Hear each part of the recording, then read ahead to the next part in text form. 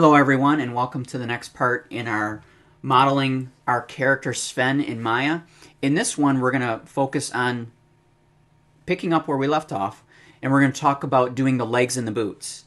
And again, I have Craig Barr with us, a technical specialist at Autodesk, and we want to welcome him again to this video. Hello again, Chris. So we're going to, talk about the same theme, right? We talked about keeping things simple, and so we're going to do the same thing in our edge flow. Now, what I'm doing here is, this is just my choice. I could have brought that all the way down to the ankle, but what's easier for me at this point is just extruding each individual section here. And also, you'll notice, Greg, and this will be good to get your input on this, see how I'm straightening the edges out? That even makes it a little bit easier to control. Absolutely.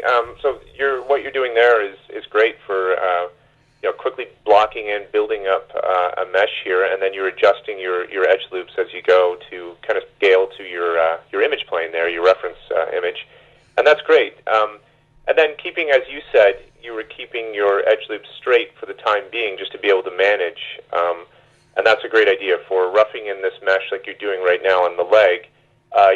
Definitely keeping them straight to kind of manage them. As you go on and start to get more detail, of course, into the mesh, you'll start to break up those loops a bit to fit more towards the anatomical structure of the character. But what you've got going on here is definitely a great way to start blocking in form. Yeah. Now, one of the things you mentioned was taking things to, a subdivision level, right?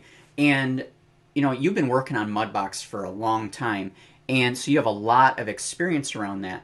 What type of thing, we're headed in a good direction here. Is there anything else that you would like the students and others to know, to take into consideration about their model with preparing it to go to Mudbox? Because actually that's what we're going to do, because we're going to paint our textures in Mudbox downstream. Right. So a couple considerations there. Again, we touched on a little bit of, in the last video there, we talked about the importance of keeping clean topology. And that carries through into any package that relies heavily on subdivision. For example, Mudbox. Anything that subdivides is going to, doesn't matter what package it is, subdivision works off the same principle across any package.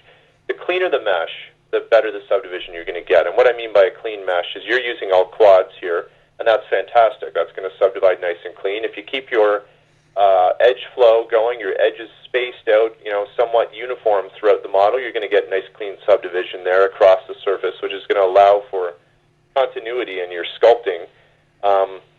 As well, I'm not sure if you're going to be touching on UV layout, but the cool thing with our pipeline here with our Autodesk tools is that you don't necessarily need to worry about UVs right off the bat anymore. You used to for your texturing.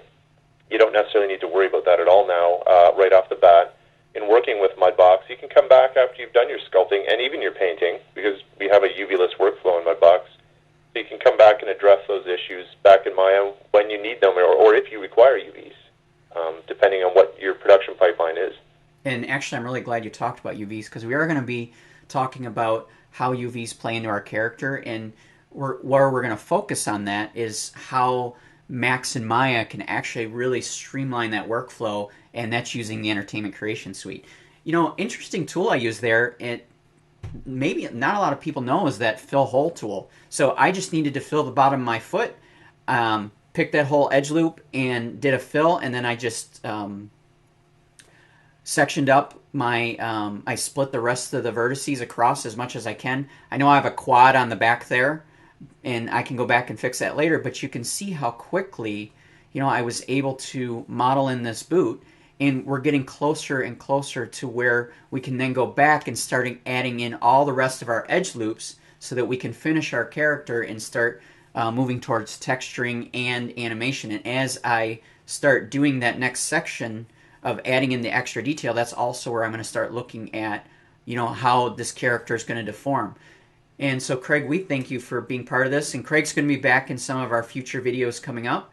And check out our blog and download the free software at thestudents.autodesk.com. We'll see everybody in the next video.